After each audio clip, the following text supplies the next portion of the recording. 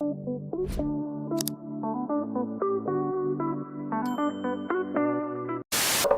is up, everybody? We are better than ever, and this is Born Again Better, the Daredevil watch along. Obviously, things are a little different this today. We are doing it virtually.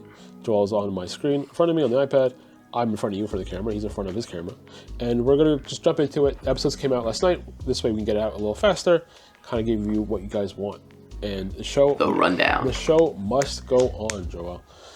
So, episode 5. Before I jump into that. We're at the halfway point of the series, I want to say. How are you feeling about it in general? So I feel like the series as a whole right now is a little all over the place. Yeah. I will say that the first episode we're going to talk about so far seems to be my favorite episode. It seems to be the most complete story inside the whole thing so far. Yeah. It's, he's in the bank and it's all untold in one bank and we have a start and we have a finish. It felt like a real TV sitcom kind of episode. Yeah. I feel like going into this one, I feel like maybe this is kind of what it needed. I feel like this episode was put here on purpose as a middle episode. Almost like a little kind of like a refresher, like a little break from everything. Yeah. So the episode starts out. He's going into the bank because the law firm has run out of money. And he sits down with the bank, trying to get a loan. And I think like the manager for the day is out. And he comes in, the assistant manager. And it is none other than Yusuf Khan, Kamala Khan's father. I definitely thought that was a nice intro to him as a character. I thought that it was a nice... it felt natural. Like he was where he was supposed to be. Like it didn't feel like they kind of stretched him from somewhere to put him there. I don't know how you felt about it, but like I feel like some of the things they did to almost overextend that he was Kamala Khan's father just felt a little like not natural. Like the way he was talking to him, like my daughter Kamala. Wink, wink. You know what I mean? And we're like, he's like, you've never heard of Miss Marvel from Jersey City? Yeah. Also, we're like, oh. You also reminded me too, like before we started filming, he has a son. Yeah. That he just never mentioned once. He was so proud of his daughter. Fuck his son, I guess.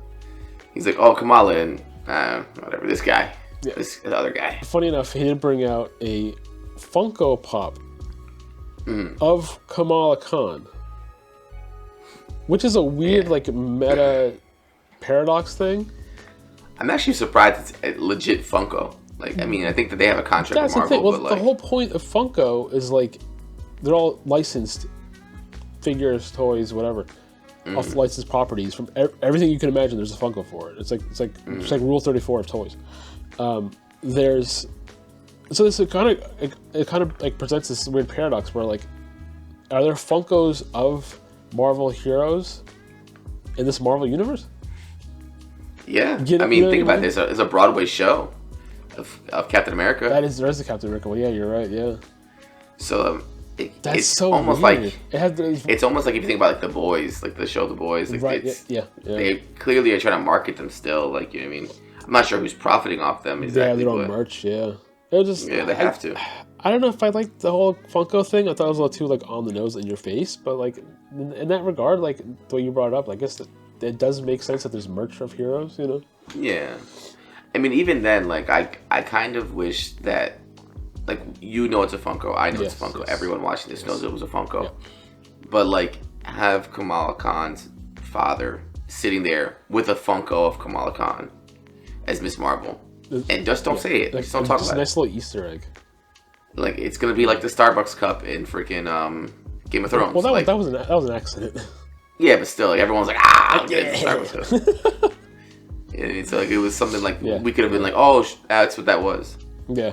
Instead of it's like... Yeah. Here's a Funko.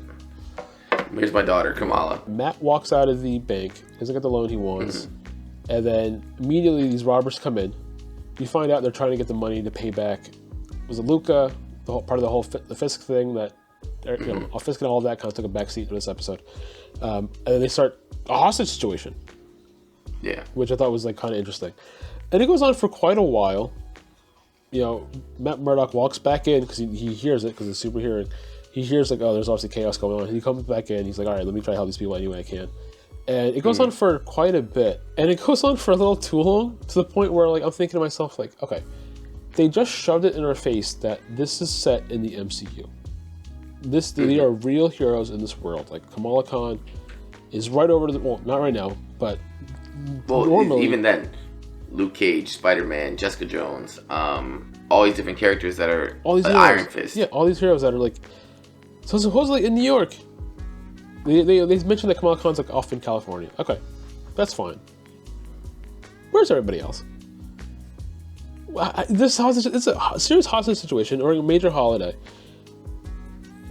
Give us something that they're there. You know what I mean? Like the fact that nobody showed up for this. Like, even if it was something like, like, well, we're Spider-Man. Like this quick little mention of, there's this going on, or there's a 10-car pileup because of the parade or something. You know what I mean? Like give us a little something. Like you just shoved it in our face that they're part of this. Like this is a perfect scenario where they could come up.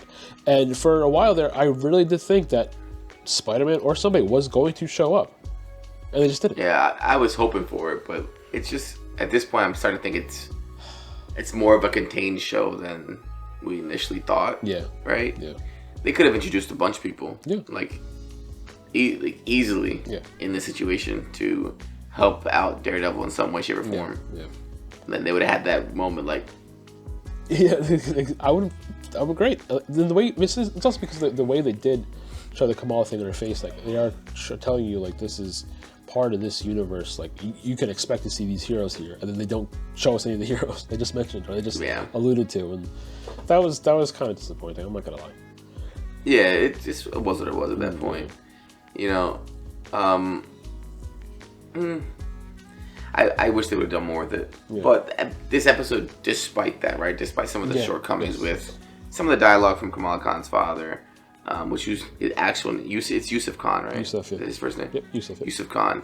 He's talking and his shit feels kind of choppy, but a lot of the other parts of the episode felt very good. Yeah.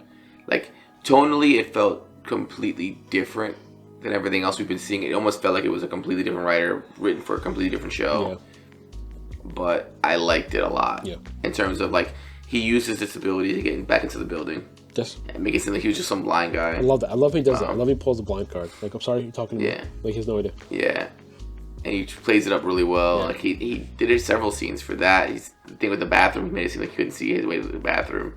Right before that amazing fight, which we'll get to. You know, he used his hearing ability in several different ways where he got to, like, look around and see who's doing what, especially that one girl he's, like, looking at one point, and you could tell almost immediately that she's a part of the robbery. That, like, girl with the short hair. Yeah. At which point then Matt asked to go to the bathroom. You know what I mean? Yeah. See, you brought up that girl too. Like, you brought up that whole thing where, like, her being calm while everybody else is panicking. Like, I didn't catch that. Like, that was a nice little detail. Like, I completely missed. I'm happy you caught that because, like, that's a nice little detail that I think a lot of people missed. Yeah, like he can, because obviously he's sensing the room, and they pan right over her, and all you hear is, doo-doo. Yeah, she's calm herself. She does exactly. Where everyone else is probably like through the roof. Yeah, that's nice. He has to go to the back, but he has to go to the bathroom at that point because he knows that. Obviously, he asks Yusuf, "Do you really know how to get into the vault?" And he says no. And he knows that if he says no, when he gets downstairs, they're gonna kill him. Oh yeah. They're gonna murder him for lying or saying that he's trying to protect everyone. So be it.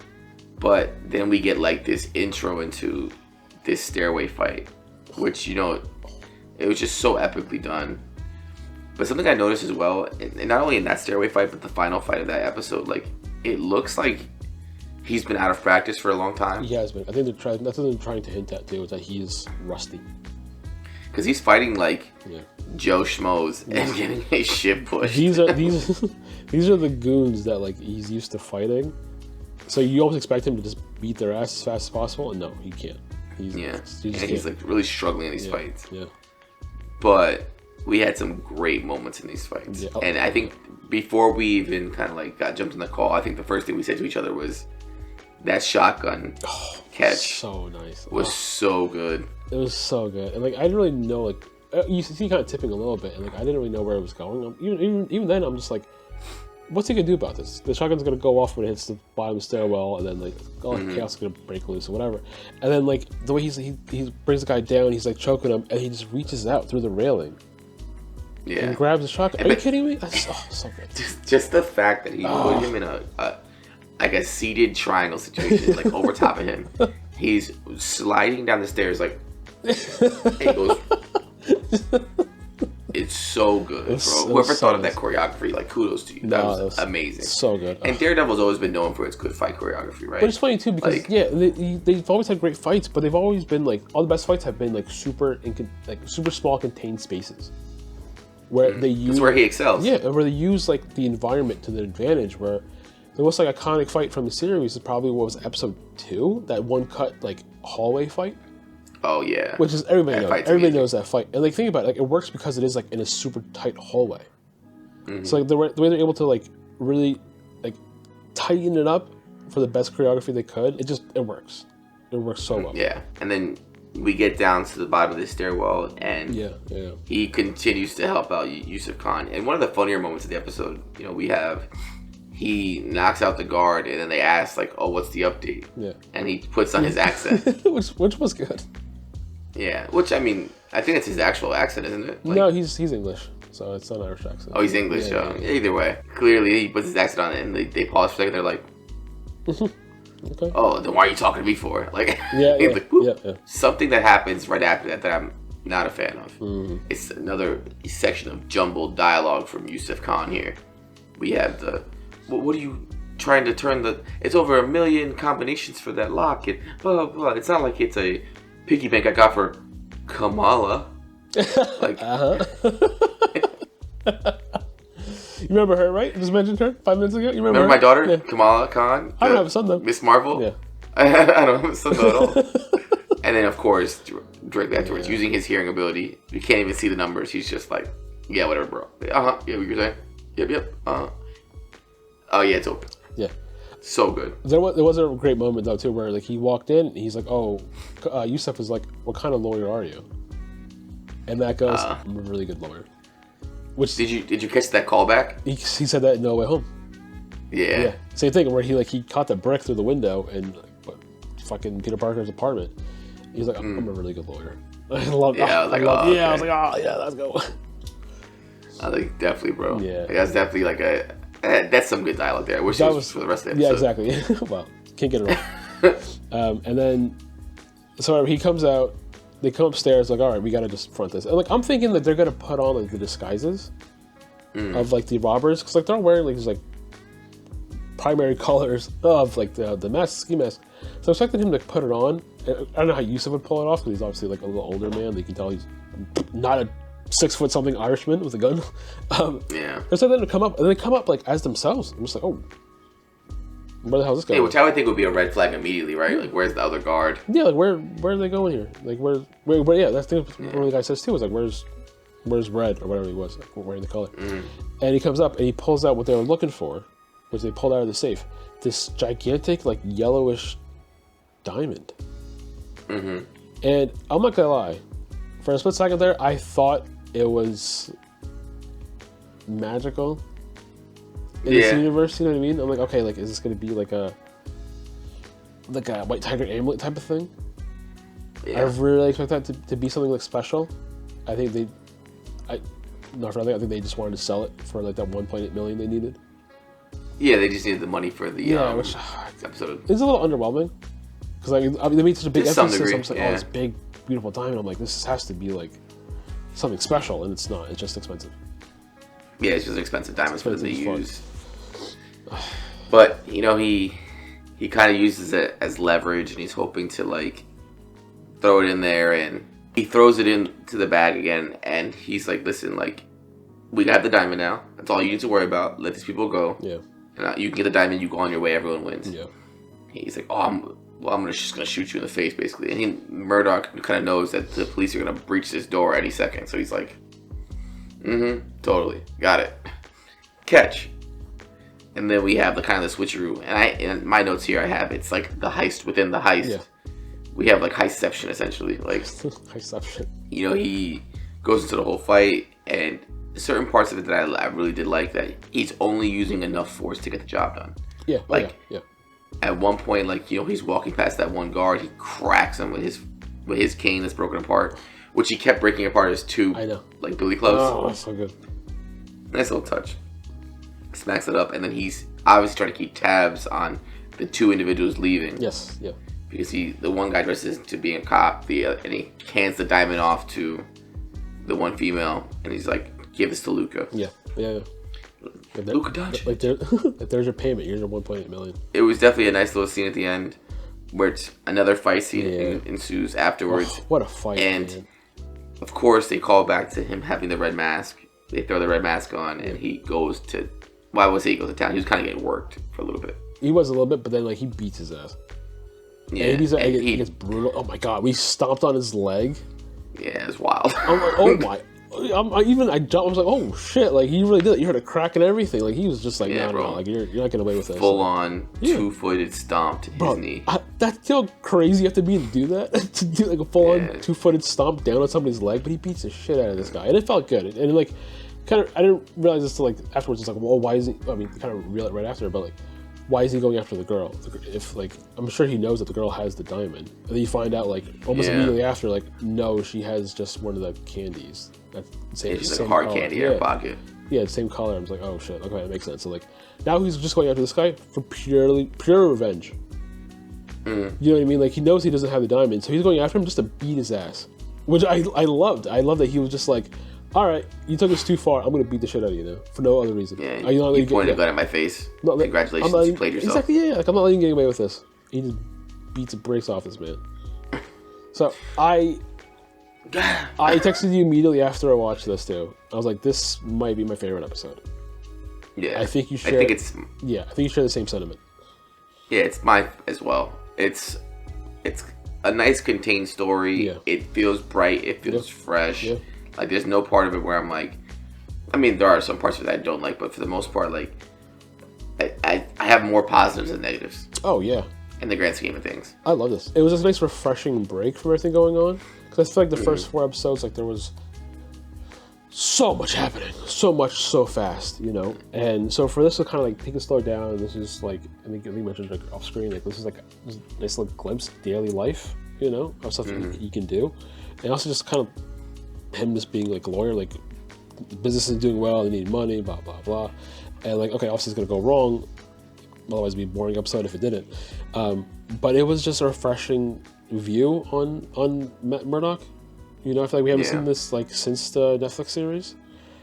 This was nice, like step back from all that. Where like we did not see Fisk, we did not see Punisher, we did not see Muse. Like, I obviously there's a lot to be resolved in the future episodes, but I love this. I love that this was different. You know, the one thing I can say I'm not a fan of is that tonally it was so different from the rest of the show. Right? It was. We had episode 4 where we leave off on that moment, and then we go into episode 5, which it feels like it's just a different show entirely.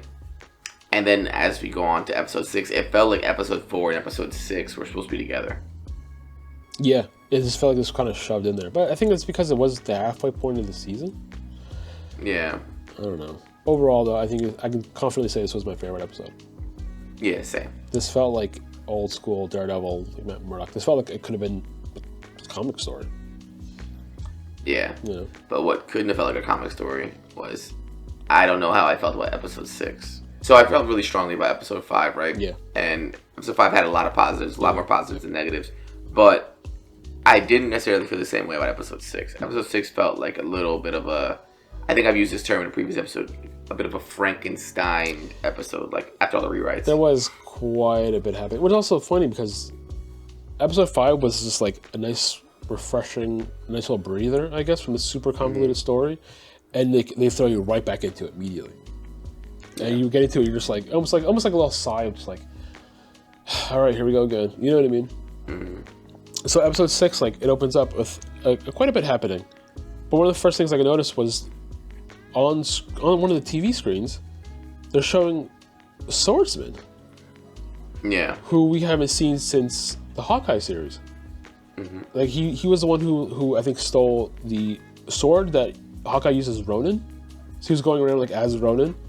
So like again, did not expect him to show up at all. And again, it's not like a huge character. It wasn't like a huge like groundbreaking. I think the average fan wouldn't have known. No, but like I clocked it. I'm like, they even said swordsman. I think that's what he was called in the Hawkeye show. So like, I'm just like, oh, that's interesting. I love the Hawkeye show. It was great.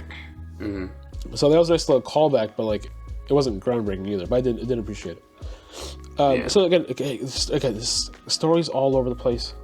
Stuff's going on with Fisk and Vanessa, and just back and forth between like Matt and Heather, and her wanting to interview Punisher, and Matt kind of laughs it off like, yeah, good luck.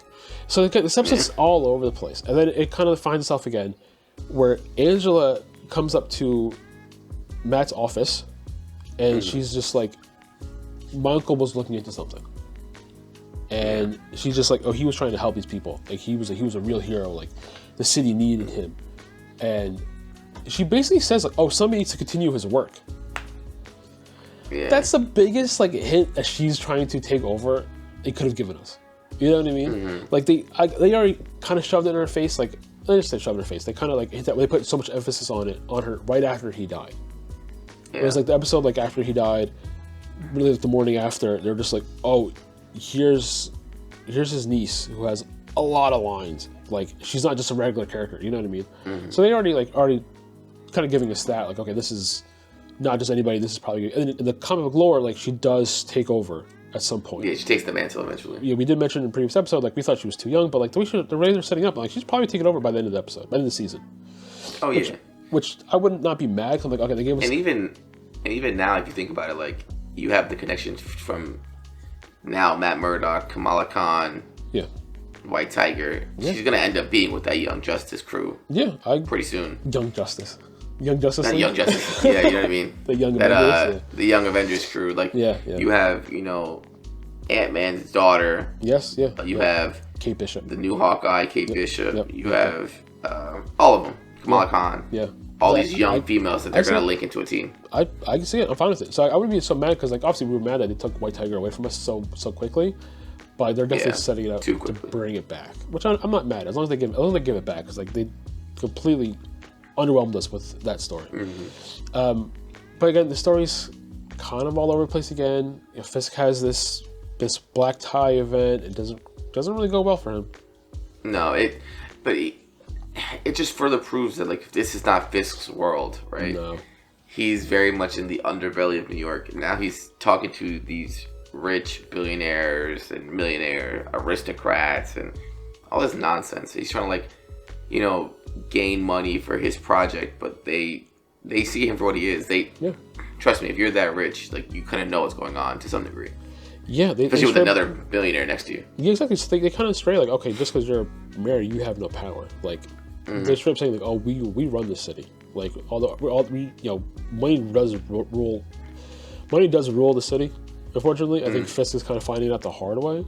He really thought he could kind of make a difference, like being in the political, like literally the top position, I guess, for the city, and all these billionaires are like, no, nah, dog, you're tripping. Yeah, like you do not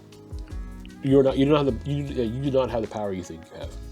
Yeah, and that's what we have our swordsman cameo, which he's kind of the only one who's really honest with him. Yeah. Like he's like telling him straight up, like this is not a threat. This is like more like a warning. A warning, like, he says. Yeah. Chill the hell out. Yeah, all right. All right. Whoa, we got a badass over here. I did like that those scenes. It kind of felt like that was a cohesive section of the show. Thank God for 1 second. Yeah.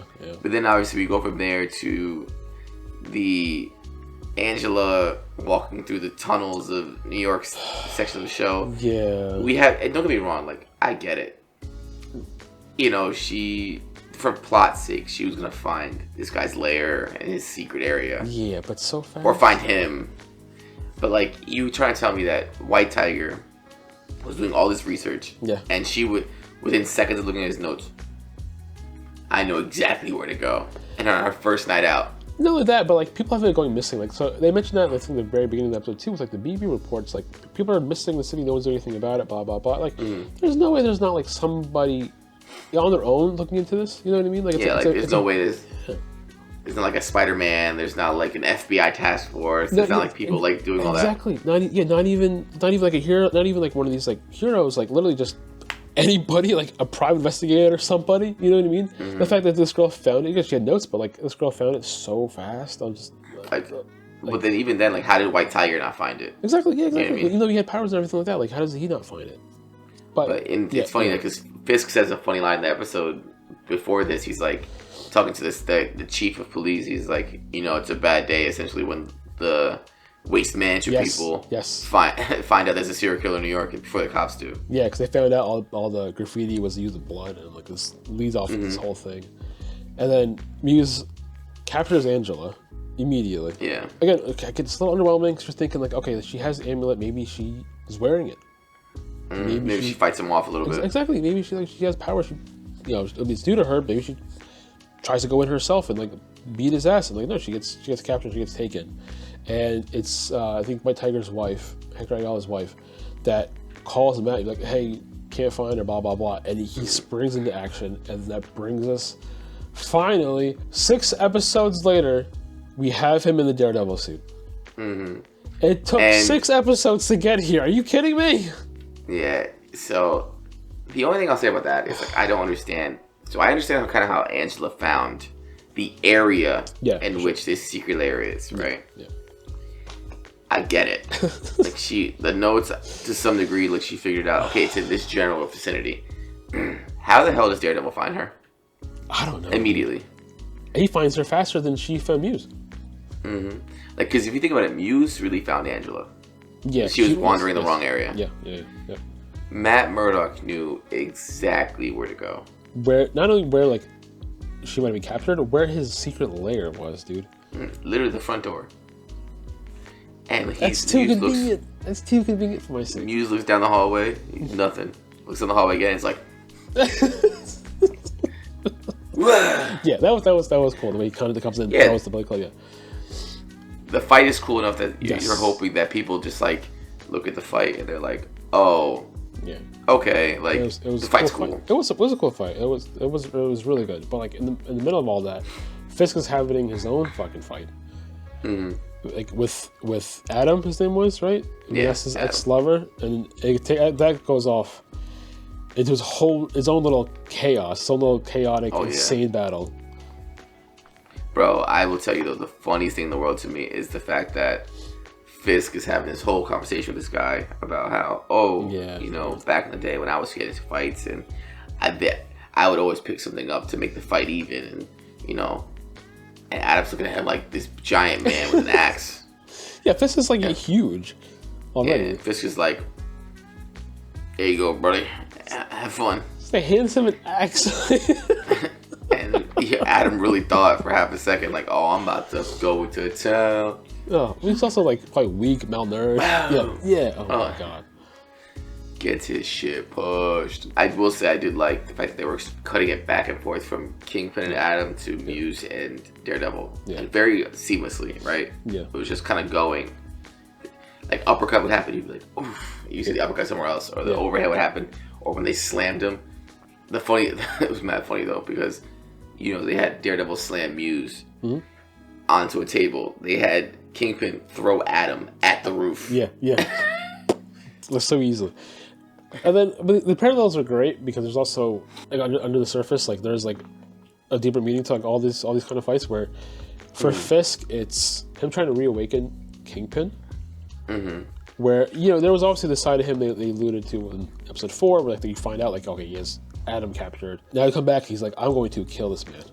Like things are going out of my control on the surface, so I'm going to bring back this side of me that I've had to keep suppressed for so long.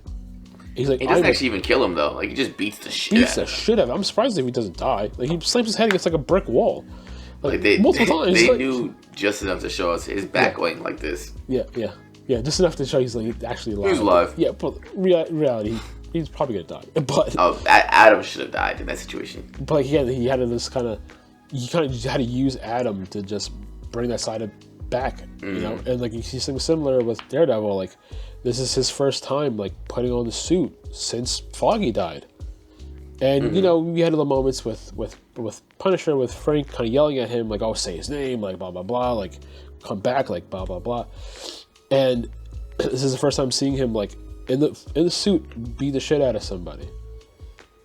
also kind of reawakened that side of him. We saw a little bit with like the apartment fight, but like this is like him in the suit. Like this is them like in their respective suits, back again for the first time in a while. Yeah. I kind of wish he was in the white suit, the Kingpin jacket. I know, because there was that scene with like a Vanessa where she's, she's putting on his jacket and it rips, and he's just like, like again, a little too on the nose for my liking. Where he's just like, guess these suits don't fit like they used to. You know what I mean? It's just like, and she's like, we have to get you new suits. Like, okay, we got it. He's gonna get a white suit like soon. Like, that was just a little too on the nose. But something I do have to mention though, during those fights, there was one scene where Daredevil was fighting Muse. It cracks me up thinking about it. He hits Daredevil with a left hook, right? And so he turns and he spits out an absurd amount of blood. And then immediately after, he hits him with a right. So same thing. Again, absurd amount of blood. And then he hits him again with another left. So he's back and forth like 3 times, and he's spitting out this insane amount of blood, and it looked so comical. Like it literally looked like the early Mortal Kombat games with blood mode turned on.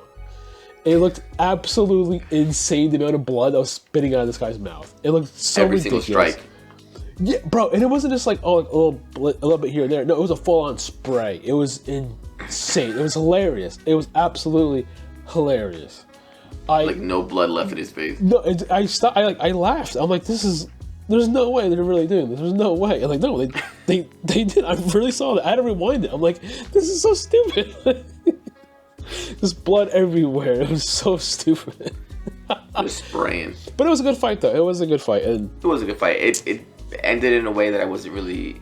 I mean, he had to make the decision, right? Yeah. He's stringing him up, kind of. He's staring at Angela. He's looking to see, like, okay, is she still alive? He hears her heartbeat kind of stop. Yeah.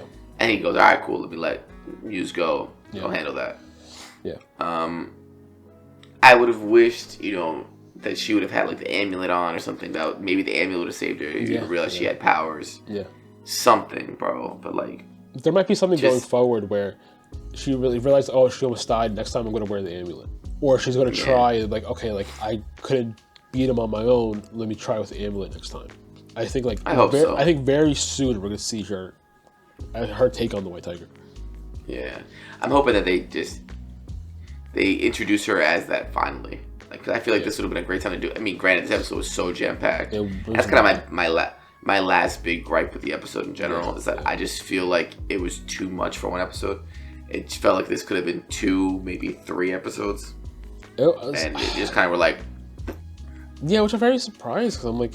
Obviously, we had the episode 5, which was a complete different shift, right?